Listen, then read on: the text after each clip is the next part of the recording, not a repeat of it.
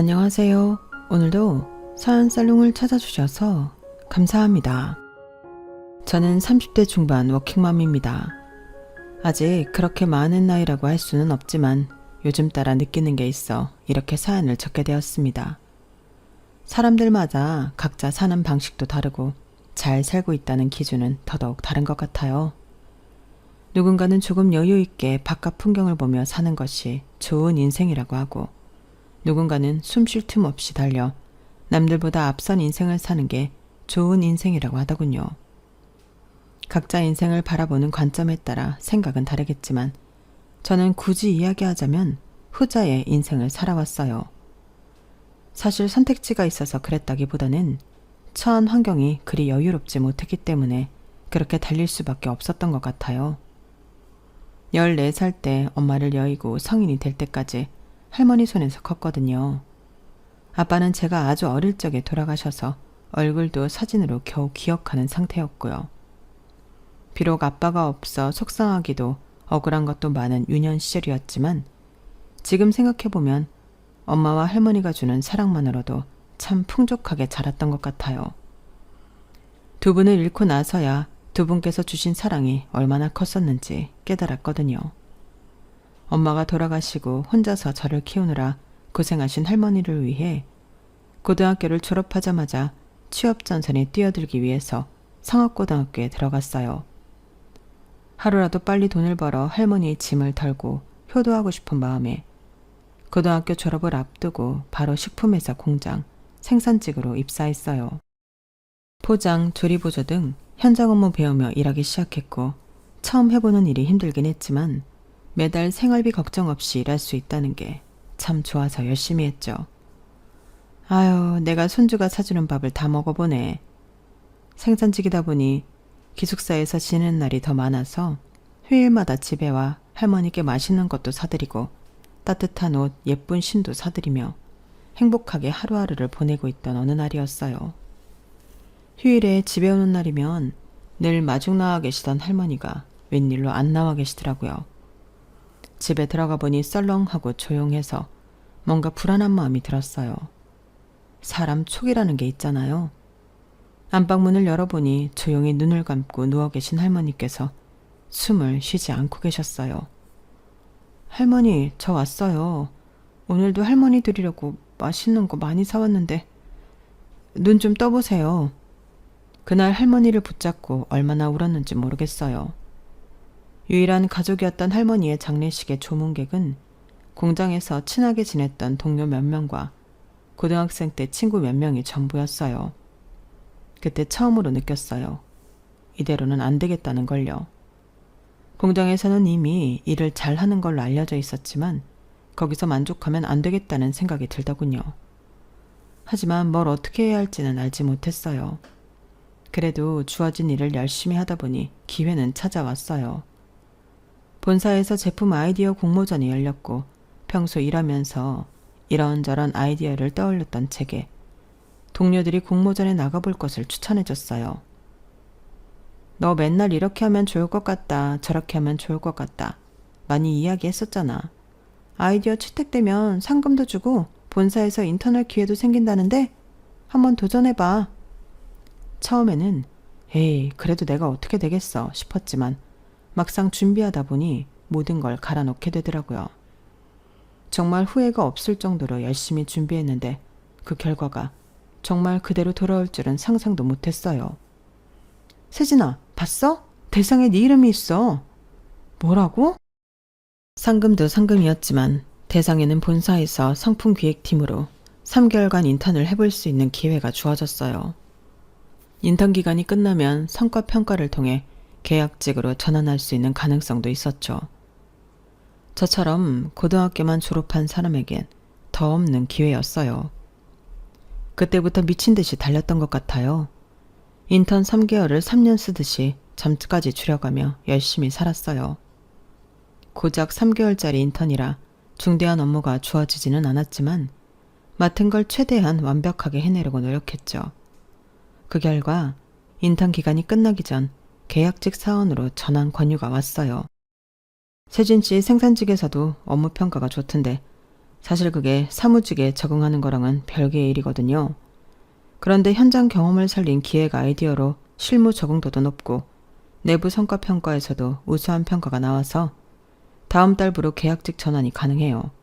앞으로도 실적으로 보여주세요. 기쁘긴 했지만 처음에는 힘들었어요.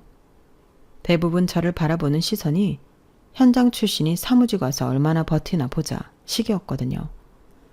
남들보다 훨씬 어린 나이에 공모전 입상으로 시작한 사회생활이라 사내에서 은근히 무시도 받고 차별도 받았지만 개의치 않았어요. 일만 잘하면 언젠가 모두가 인정해줄 날이 오겠지 싶었거든요. 학벌 없이 시작한 사회생활이라 죽어라 이래도 저보다 늦은 나이에 들어온 대졸자들에 비해 정규직 전환도 느리고 승진도 한참 더뎠거든요. 그래도 워낙 어린 나이에 시작한 덕인지 나이 앞자리가 3으로 바뀌면서 드디어 꿈에 그리던 과장을 달게 되었어요. 사내 최연소 과장이 되고 나서야 주변에서 슬슬 인정해주는 느낌이 들더군요. 학벌은 없어도 실무에서 빛을 발하는 실무자로 평가받으면서 사내에서 어느 정도 입지가 있는 이미지가 됐어요. 그때쯤 저는 남편과 결혼을 앞두고 있었어요. 남편은 저보다 나이가 3살 많았고 둘 다 대리였던 시절부터 알고 지냈어요. 옆부서다 보니 크게 접점은 없었지만 인사는 서로 하고 지내는 정도였어요. 처음 제대로 서로 말을 주고 받아본 건 제가 사원에서 대리로 첫 승진을 하며 정규직으로 전환이 되었을 때였어요. 와, 생산직에서 정규직까지 전환되는 사례는 정말 처음 보는데요. 세진 대리님이 우리 회사에 역사를 썼어요. 같은 대리지만 세진 대리님은 뭐가 달라 보이네요. 항상 응원하고 있어요. 축하해요. 역사는요. 그렇게 거창하게 칭찬해 주시니 몸둘 바를 모르겠네요. 감사합니다. 진심이에요. 솔직히 세진 대리님 일하는 거 옆에서 보고 들을 때마다 일처리 너무 잘하신다 싶어서 깜짝깜짝 놀란다니까요. 우리 팀에도 대리님 같은 분이 있으면 참 좋을 텐데. 친해지고 싶어요. 어떻게든 인정받고 정규직이 되고 싶어 힘들게 달리던 중 처음으로 받아본 따뜻한 응원과 진심 어린 존중이었어요. 그동안 저도 내심 외로웠던 모양인지 친해지고 싶다는 그 한마디에 마법처럼 마음이 열리더라고요. 그때부터 남편과 친한 동료로 지내면서 개인적인 시간을 함께 보내기 시작했어요. 남편은 늘 제 성과를 칭찬하면서 일하는 방식을 배우고 싶어 했어요. 처음엔 본능적으로 경계가 됐지만 그 사람의 일방적이고 꾸준한 존경 어린 눈빛이 제 마음을 결국 약하게 만들었던 것 같아요. 업무상 난처한 일이 생길 때마다 저도 모르게 도와주며 일을 알려주고 있었죠. 와, 어떻게 이렇게까지 꼼꼼하게 해요? 나는 알려줘도 못하겠다. 나 진짜 대리님이 우리 회사에서 제일 존경스럽다니까요. 진짜 크게 될 사람이야. 어떻게든 일을 배우려던 그 사람의 태도가 부담스러우면서도 좋았는데 오히려 일을 알려줄수록 못하겠다며 뒷걸음질 치면서 저만 축혀 세우더군요. 그때는 가족을 다 잃고 혼자 살던 때기도 했고 가깝게 지내던 사람도 남편뿐이라 껍데기뿐인 칭찬이어도 인정받고 존중받는 그 느낌이 참 좋았던 것 같아요. 결과적으로 제가 아이디어를 도왔던 프로젝트가 성공을 거두면서 그 사람은 승진하게 됐어요. 4년제 좋은 대학을 졸업한 사람이고 인사평가도 좋던 사람이 성과까지 제대로 내버리니 승진을 안 시킬 이유가 없었죠. 그때 저는 그 프로젝트를 도우며 남편과 정이 들어 연애를 시작할 때라 다 좋게 생각했어요. 자기야, 나 과장 됐어. 다 당신 덕분이야. 당신 아니었으면 이 프로젝트는 해내지도 못했을 텐데 너무 고맙고 사랑해. 잘 됐다. 나도 사랑해. 너무 축하해. 사랑하던 사람이 잘 된 거니 진심으로 기뻤지만 마음 한켠으론 씁쓸했어요. 남편보다 입사도 빨랐고 대리로 보낸 시간도 길었는데 아무리 성과를 차분히 쌓아올려도 저는 도저히 승진할 기미가 보이지 않았거든요. 그때부터 뭔가 더 초조했던 것 같아요. 열심히 일했고 눈에 띄는 성과를 내기 위해 노력했어요. 보고서를 하나를 써도 더 완벽하게 쓰기 위해 노력했고 다른 역량도 키우기 위해 밤낮으로 공부했죠. 그 결과 경력 9년차를 찍는 날에 드디어 과장으로 승진을 하게 됐어요. 회사에서는 난리가 났죠. 세상에, 전 대리님 잘 될 줄 알았다니까요. 회사가 너무 승진을 늦게 시켜준 거죠. 너무 축하해요, 대리님. 아니, 이제 과장님이죠. 과장님 아니면 누가 승진해요. 그동안 정말 고생 많으셨어요. 축하해줘서 고마워요, 다들. 승진한 날 많은 사람들의 축하를 받으며 하루를 마무리했어요. 남들보다 더 오랫동안 간절하게 바래왔던 승진이라 그런지 하루 종일 기분이 들뜨더라고요. 남편과 함께 퇴근하는 길도 기대가 됐어요. 그런데 들떠있는 저와는 조금 달리 남편은 어딘가 착 가라앉아 있더라고요. 왜 그래, 좋은 날? 무슨 일 있었어? 아, 나는 오늘 보고서가 형편없다고 다시 해오라고 엄청 까였거든. 당신 기쁜 날에 이래서 미안해. 나는 왜 당신만큼 일을 못할까 그런 생각이 들어서. 당신은 정말 대단한 것 같아. 그럴듯한 학력 없이도 공장에서 여기까지 올라왔으니까. 칭찬인 건 알겠는데 그런 얘기는 오늘은 안 했으면 좋겠어. 그냥 그동안 내가 해온 것에 대해서 축하만 해줘. 내가 누구보다 축하하지. 그런데 내 상황이 이렇다 보니까. 나도 학교 다닐 땐 공부 좀 하던 사람이었는데 말이야. 일머리라는 건 좀 다른 건가 봐. 그렇게 누구보다 기뻐해야 할 날, 오히려 저는 남편의 하소연을 들어주느라 제대로 기쁨을 만끽하지 못했어요. 그래도 자기 앞에 처한 상황이 너무 절망적이면 그럴 수는 있다고 생각이 들었죠. 그때는 몰랐어요. 그게 남편의 마음속 깊은 곳에 있는 열등감의 전조였다는 걸요. 가장이 된 뒤 저를 믿어준 회사에 더 제대로 보여주고 싶었어요. 긴장의 끈을 놓지 않고 해오던 대로 맡은 일에 충실하던 어느 날, 같이 퇴근하고 회사 근처에서 저녁을 먹다가 남편이 청혼을 했어요. 나 이제 당신이랑 결혼해서 가정을 꾸리고 살고 싶어. 나랑 결혼해 줄래? 거창한 이벤트 하나 없는 담백한 청혼이었지만 그 말을 들은 순간 가슴이 뛰더라고요. 그동안 가족 없이 지내왔던 저로서는 그 말이 그렇게 기쁠 수가 없었거든요. 하지만 동시에 걱정스러운 마음도 들었어요. 이제서야 회사에서 인정받으며 일하는 느낌이 들었고 지금의 안정적인 생활이 무척 마음에 들었거든요. 결혼하면 이제껏 미뤄왔던 모든 게 뒤바뀔 것 같은 기분이 들었어요. 그걸 다 포기하고 이 사람과의 미래를 택할 수 있을지 조금은 고민이 되더라고요. 하지만 그렇다고 사랑하는 사람과 가정을 이루고 사는 걸 도저히 제 손으로 포기할 수는 없었죠. 좋아, 결혼하자. 일단 저질러 보자는 마음이었어요. 그동안 악으로 깡으로 안 되던 것들도 되게 만들어 온 저였으니 육아와 일을 병행하는 게 쉬운 일은 아니라곤 하지만 어떻게든 해보자는 생각이 들었어요. 그런데 결혼을 준비하면서 제가 미처 예상하지 못한 일이 있었어요. 자기야, 그래서 말인데 사실은 나 사장님 아들이야. 뭐라고? 그걸 왜 지금 말해? 당신이 혹시나 부담스러워 할까봐. 우리 부모님은 내가 당신이랑 사귀는 거 알고 계셔.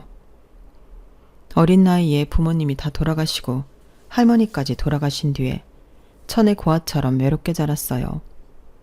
엄마와 할머니께서 남기신 유산이 조금은 있었지만 남들에 비하면 택도 없을 정도였어요. 그나마 그동안 안 쓰고 안 입고 돈을 모은 걸로 결혼 준비를 하려던 참이었어요. 그런데 여태껏 평범한 집안인 줄로만 알았던 남편의 집안이 사실은 이 회사의 사장님 댁이었다니 정말 거짓말 같고 정신이 아찔하더군요. 만약 드라마였다면 정말 흥미로운 전개였지만 현실은 전혀 그렇지 않았어요. 아시는데 반대 안 하셨어? 이렇게 차이 나는 집에서 저를 만난다는 걸 선뜻 내켜하실 리가 없다는 생각이 들었어요. 그런데 남편은 걱정 말라는 듯 고개를 젓더군요. 그랬으면 내가 결혼하자는 이야기도 안 하지. 당신은 몰랐겠지만 우리 부모님도 당신 멀리서 오래 지켜봐서 얼마나 괜찮은 사람인지 잘 아셔. 너무 걱정하지 마. 그 말에 안심이 되면서도 마음 한켠이 묘하게 찜찜하고 기분이 나빴어요. 저를 좋게 봤다는 건 다행이지만 그동안 당사자 모르게 지켜봤다는 사실을 기분 좋게 여길 사람이 어디 있겠어요. 그래도 워낙 집안 차이가 압도적으로 나는지라 그분들 입장에선 불안한 마음에 그랬을 수도 있겠다. 당장 헤어지라고 난리치지 않는 게 어디냐는 생각으로 나름대로 합리화했어요. 남편을 소개할 친정조차 없는 제 입장에선 예비시댁 눈밖에 나지 않았다는 사실만으로도 안심을 해야 할 처지였죠. 그렇게 긴장 반 설렘 반으로 첫 인사를 드리러 간 날이었어요. 괜히 안 좋은 소리를 듣기 싫어 처음으로 큰돈을 써 고급스러운 구두와 단정한 정장 원피스를 사입고 비싼 가방도 빌렸어요. 선물도 백화점에서 정성껏 포장된 한우 세트와 예쁜 케이크를 샀어요. 그렇게 웬만한 면접보다 훨씬 떨리는 마음으로 만난 첫 만남은 생각보다 나쁘지 않았어요. 못마땅한 눈으로 저를 바라보실 줄 알았던 사장님 내외께선 예상외로 저를 따뜻하게 맞이해 주셨거든요. 우리 윤 과장님을 이렇게 사적인 자리에서 다 만나네. 여보, 과장님이라니. 이제 우리 며느리 될 사람인데 너무 딱딱하게 직급으로 부르지 마요. 더 거리 생겨. 우리 며느리 될 사람이 이렇게 똑 부러지고 야무진 사람인데 너무 며느리 취급만 하는 것도 그렇지 않나? 아, 당신도 참. 생각보다 화기애애한 분위기에 어안이 벙벙할 정도였어요. 평소 근엄하던 사장님께서 농담도 건네시고 편견 없이 저를 대해주시는 걸 보면서 마음속 깊은 곳에 희망 같은 게 샘솟더라고요. 저도 이런 집에 시집을 오면 이렇게 밝은 분위기의 가정을 만들 수 있으려나 같은 희망이요. 너무 감사하게도 두 분께선 제 집안 배경이나 부모님 등에 대해서는 한마디도 묻지 않으셨어요. 남편이 미리 말해준 탓도 있겠지만 걱정했던 질문이 하나도 안 나오니 저도 정말 마음 편하게 시간을 보낼 수 있었죠. 두 분께선 어려운 환경에서도 혼자만의 노력으로 여기까지 온 저에 대해 아낌없이 칭찬해 주셨고 그런 사람이 집안 사람으로 들어온다는 게 기쁘다고 말씀해 주셨어요. 그렇게 저는 그 가족의 일원으로 받아들여진 느낌이었고 결혼을 준비하는 동안은 참 행복했어요. 하지만 진짜 문제는 결혼을 한 이후부터 생기기 시작했죠. 신혼여행에 다녀오자마자 저희 부부 사이에 아기가 생겼다는 사실을 알게 되었어요. 어머나 축하해. 당장은 아기 생각 없다더니 빨리 가졌네? 1살이라도 어릴 때 낳는 게 좋지. 키울 때도 그렇고. 와, 과장님 같은 커리어우먼이 아기 엄마가 되다니 뭔가 실감이 안 나요. 아기도 엄청 똑똑하겠다. 축하드려요. 주변 사람들은 축하의 말을 전했고 저 역시 생각보다 빨리 찾아와준 아기에 기쁘고 감사한 마음은 있었어요. 하지만 딱 하나 마음에 걸리는 게 있었죠. 과장으로 일한 지 이제 겨우 1년이 조금 지난 시기라 조금은 더 일하고 싶은 마음이 있었거든요. 처음엔 걱정이 됐지만 그래도 이제껏 해왔듯이 어떻게든 해보자는 생각으로 출산 직전까지 악바리처럼 회사를 다녔어요. 그러면서 시댁에 압박이 시작됐죠. 아유, 뭔 임산부가 그렇게 악바리처럼 회사를 다녀. 그냥 쉬라니까. 애기 생각도 해야지.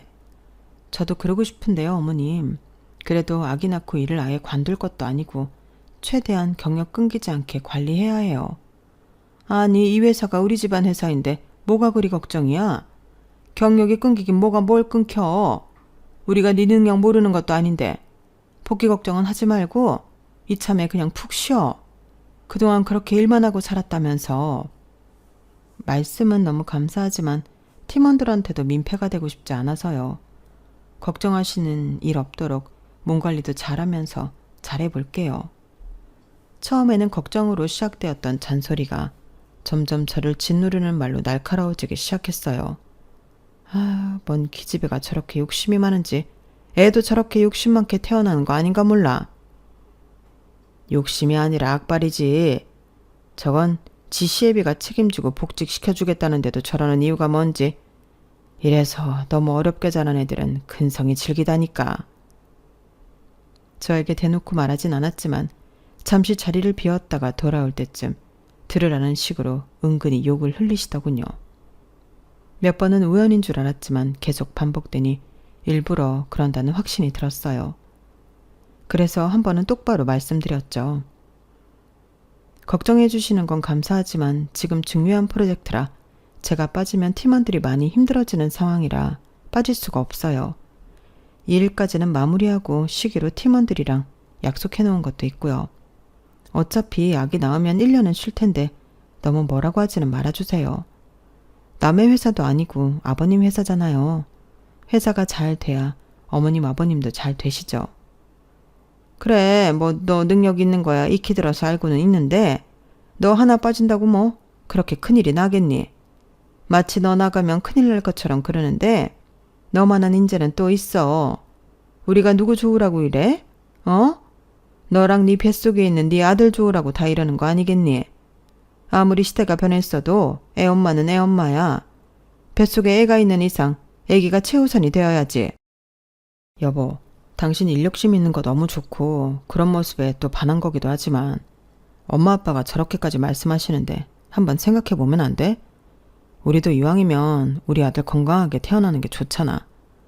당신 지금 야근의 일에 치여서 받는 스트레스가 애한테 안 좋은 영향 미치면 어떡해? 당신까지 왜 그래? 난 일로는 스트레스 안 받아. 지금 일하는 식구들 때문에 스트레스 받는 거지. 가만히 나 응원해주면 애한테 안 좋은 영향 미칠 일 없어. 어머 쟤 말하는 것 좀 봐. 얘, 너 아무리 그래도 무슨 말을 그렇게 하니? 네가 식구들 없이 자라서 이 정도 잔소리에 면역력이 없는가 본데 원래 식구들끼리는 서로 걱정하고 안타까워하고 하면서 잔소리도 좀 하고 듣고 하는 거야. 다 너 생각하는 말인데 고모하기는커녕 뭐? 스트레스? 여보, 그만해. 그래 며느라, 우린 분명히 네가 일 그만두고 아이한테 전념하면 네 복직은 걱정도 말라고 했는데 시부모 말 안 듣고 기어이 끝까지 일한 건 너다. 알겠니? 나중에 딴소리 하면서 우리 원망하면 안 된다. 네, 아버님. 걱정하시는 마음 너무 이해하지만 최대한 제 경력은 지키고 싶어요. 이해해 주시면 감사하겠습니다. 시아버지가 회사 사장이라고 하면 다들 부러워하겠지만 현실은 전혀 그렇지 않더군요. 안 그래도 불편한 시댁이 더 가시방석이 되는 기분이었어요. 제 회사 생활이 시댁에도 어느 정도 걸려있다고 생각하면 사회생활을 시댁에서까지 해야 하더라고요. 분해도 저에겐 너무나 힘들게 쌓아올린 직책이었기 때문에 맡은 바 최선을 다하고 싶다는 생각뿐이었어요. 그렇게 저는 퇴근하는 길에 갑자기 시작된 복통으로 예정일보다 2주 빠른 시기에 아이를 조산하게 됐어요. 아이를 낳을 때는 고통에 정신이 너무 없어서 아무 말도 안 들리고 아무 생각도 안 들었는데 조금 정신이 들고 예쁜 아들을 품에 안아보니 그제서야 실감이 나더라고요.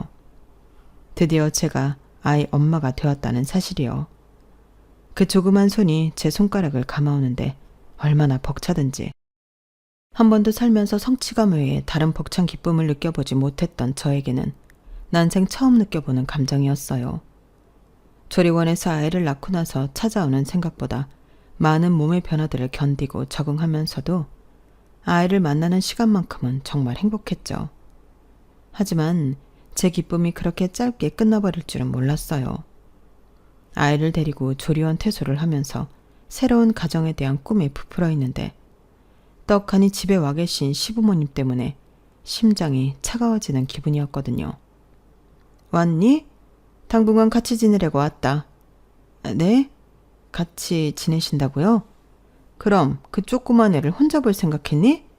친정도 없으면서 혼자서 뭐 어떻게 하려고? 아이 아빠가 육아휴직 쓰고 2달은 같이 봐준다고 했어요. 괜찮아요. 아 여보, 그게 말인데 아빠가 육아휴직은 쓰지 말라고 하셔서. 뭐? 사내 자식의 육아휴직은 무슨 육아휴직이야? 안 그래도 이 녀석 내 아들인 거 아는 인간들은 회사에서 쓰군쓰군 대는데 육아휴직까지 쓰게 하면 네 남편 낙하산이라는 소문에 불 지필 일 있어?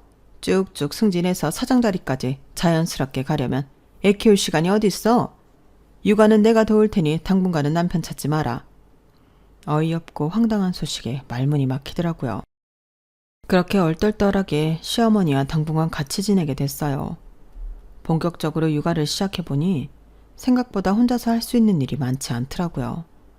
잠시도 아이를 떨어뜨려 놓을 수 없는 상황에서 틈틈이 다른 일도 해야 하니 여간 곤란한 게 아니었어요. 육아를 돕겠다던 어머님이 해주시는 거라곤 고작 잠깐 화장실 다녀올 때 아이 봐주기, 아이 재울 때 배달음식 시켜주기 정도가 전부였지만 그거라도 도와주는 사람이 없으면 너무 힘들어질 것 같았어요. 하지만 도와주시면서도 잔소리가 너무 심해 차라리 없었으면 싶을 때도 있었죠. 아우, 이건 또 내가 치워야겠어. 애 좀 내려놓는다고 안 죽는다, 안 죽어. 애 핑계로 시애미 가정부 시킬 생각 말고 좀 일어나서 치워라. 어? 어머니 잠시만요. 애가 너무 칭얼거려서 진정시키고 치울 테니까 그냥 두세요. 됐다. 그럼 어느 세월에다 치우니? 내가 없었으면 어쩔 뻔했어. 내가 치워준다, 치워줘. 얘, 화장실에 왜 이렇게 오래 있어? 늙은 시애미 손목 부러뜨리려고 그러냐? 팔 아파 죽겠다. 네, 어머님, 속이 안 좋아서 곧 나갈게요. 너 빨래를 왜 이렇게 쌓아놔? 애 것만 빨고 남편은 전혀 챙기지를 않네. 이래도 돼? 애기 재우고 할게요, 어머님. 너무 큰 소리 내시면 애기 재우기 힘들어요. 뭐? 지금 나보고 조용히 하라는 거야? 너 우리 아들 밥도 맨날 배달음식 시키고 그러는 거 아니야. 오늘부터 너 밥하는 동안 내가 애 재울 테니까 장도 보고 저녁밥은 직접 지어라. 육아 도와준답시고 오셔서는 시집살이를 시켜버리니 정말 미치겠더라고요. 어머님은 그런 식으로 100일 동안 옆에서 내내 시댁살이를 시키셨어요. 아이가 통잠을 자게 될 때쯤, 아이가 통잠을 잔다는 사실보다 이제 어머님을 떼어낼 핑계가 생겼다는 사실에 더 기뻤을 정도였으니까요. 어머님, 이제 아이가 통잠을 자서 어머님 도움은 괜찮을 것 같아요. 그동안 정말 감사했어요. 그렇게 겨우 어머님을 떼내고 아이를 혼자 키우면서 힘든 일도 많았지만 곁에 어머님이 없다는 것만으로도 숨쉴 구멍이 생긴 기분이더라고요. 아이 둘이 지나고 슬슬 육아휴직을 끝내고 복직을 해야겠다는 생각이 들어 남편에게 이야기했어요. 여보, 이제부터 시터 좀 알아봐야 할 것 같아. 괜찮은 사람 구하려면 시간이 좀 걸릴 것 같아서. 뭐? 시터라니? 우리 애를 시터한테 맡겨? 그럼 어떡해. 나도 복직 준비해야 하는데. 아니, 이렇게 어린애를 남의 손에 맡기고 회사를 가겠다고? 무슨 복직을 그렇게 급하게 해. 어차피 우리 아빠 회사잖아. 아버님 회사라고 해도 자리를 너무 오래 비우면 나도 일하는 감각이 떨어지잖아. 다시 적응하는 시간도 필요하고. 이건 엄마 아빠랑 다시 얘기해보자. 난 남의 손에 우리 애 키우기 싫어. 당신도 내가 일하는 모습이 보기 좋다며. 늘 응원하고 격려해주던 거 아니었어? 그건 당신이 애 엄마가 아니었을 때 얘기지. 결혼하고 애 가졌으면 당연히 가정에 충실해야 하는 거 아니야? 그때 머리를 얻어맞은 것 같은 충격이 들었어요. 남편은 곧바로 쪼르르 달려가 시부모에게 제 이야기를 전했더군요. 분노한 시부모님이 그날 저녁 바로 집으로 찾아오셨어요. 너 대체 무슨 소리냐? 복직은 무슨 복직? 애 돌진한 지 얼마나 됐다고? 너 일 안 하면 누가 쫓아오기라도 한다니? 시아버지가 편히 봐주겠다는데 왜 이래? 육아휴직을 적어도 2년을 써야지. 누가 1년 만에 복직을 해? 그러다 잘리는 여직원들을 워낙 여러 봐서요. 편히 봐주시는 건 감사하지만 괜히 제가 불안해서 그래요.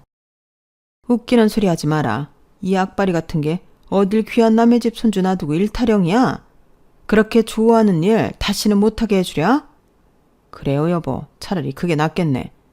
너 그나마 받고 있던 육아휴직 급여라도 마저 받고 싶으면 까불지 말어. 회사에서 다들 인정해주고 치켜 세워주니 진짜 자기가 뭐라도 된 줄 아나 본데 이런 애들은 집안일 하면서 기가 좀 꺾여 봐야 돼. 너 아주 애까지 낳고도 정신머리가 딴 데가 있는 거 보니까 아예 딴 생각 못하게 해줘야겠구나. 여보, 우리 집안 며느리가 장소는 안 키우고 일한답시고 밖으로 놔두는 꼴 볼 수 있겠어요? 다른 건 몰라도 내가 그 꼴은 못 보지. 원래 하던 일 하겠다고 하는 건데 왜 제가 이런 소리까지 들어야 하는 건지 정말 분하고 억울했지만 설마 싶은 마음도 있었어요. 회사에 득이 됐으면 득이 됐지 실이 되는 직원도 아니라고 생각했거든요. 하지만 이 집안에 며느리로 들어온 순간 저는 유능한 사원이 아닌 그저 며느리일 뿐이었던 모양이었어요. 복직 신청을 했지만 거부당했고 그대로 공고사직을 당했어요.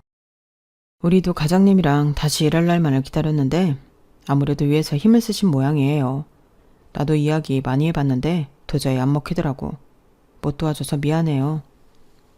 정말 어이없고 기가 막혔지만 그래, 내가 여기밖에 못 다니겠나 싶어 같은 업계의 다른 회사에도 이력서를 넣었지만 번번이 떨어졌어요. 아니 과장님, 그 정도 스펙인데 떨어진다고요? 이것도 사장님께서 손쓰신 거 아니에요? 같은 업계니까 지인이 많을 거 아니에요. 듣고 보니 그런 것 같았어요.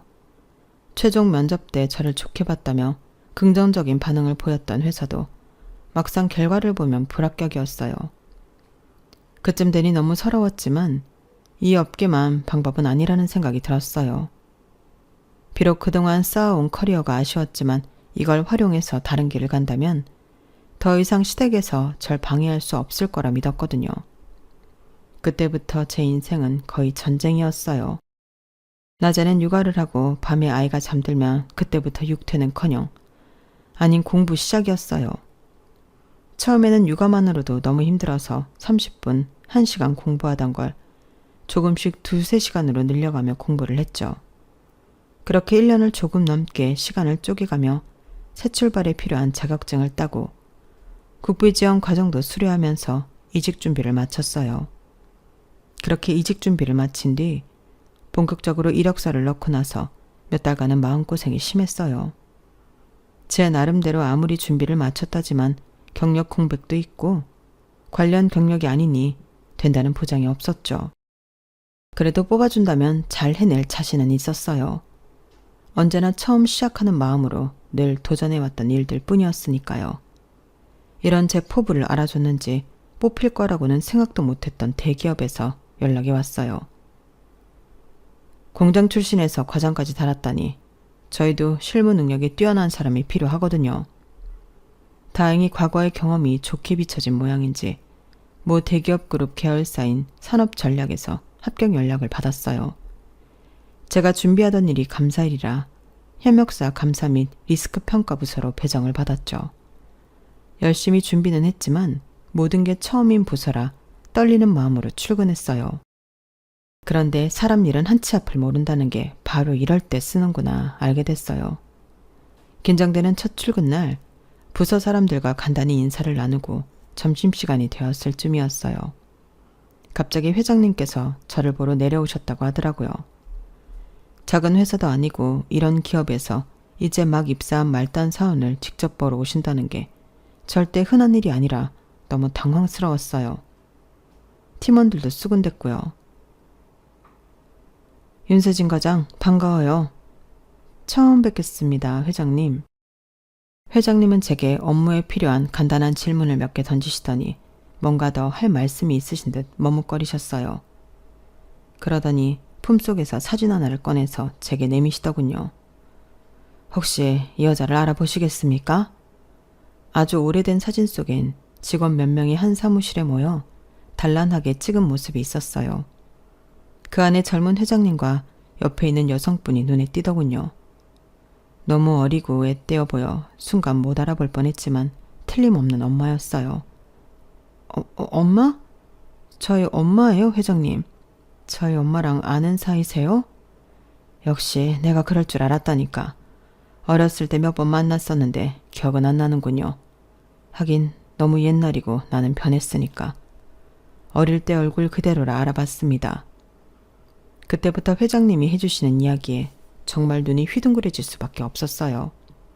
창업 10년 차쯤 IMF 여파와 납품처 대량 해지로 자금 유동성 위기가 왔고 내부 비리와 매출 허위 보고로 인해 세무조사 위기가 찾아왔다고 했어요. 회장님은 당시 대표이사 직급이었고 외부 감사기관과 세무조사 직전에 내부 정리가 시급한 상황이었다고 하셨죠. 그때 발벗고 나선 게 윤 과장 엄마인 정혜림 씨였어요. 전산 매출 조작건을 내부에서 먼저 적발했는데 직원들이 다들 숨기려고 할 때 상부의 허위 기재를 밝히고 스스로 경고장을 받았죠. 그때 혜림 씨가 아니었다면 회사가 그 큰 위기를 넘기지 못했을 겁니다. 세무조사에서 벌금은 최소화되었고 거래도 유지되었거든요. 그 후부터 믿을 건 그 사람뿐이라는 생각에 비서실 소속으로 승진시켜 오래 데리고 있었는데 아이를 가지면서 결국은 퇴사를 하게 됐죠. 소식이 궁금해서 연락하면 회사에 가끔 딸을 데리고 오기도 했는데 언젠가부터 연락이 아예 끊겨버렸죠.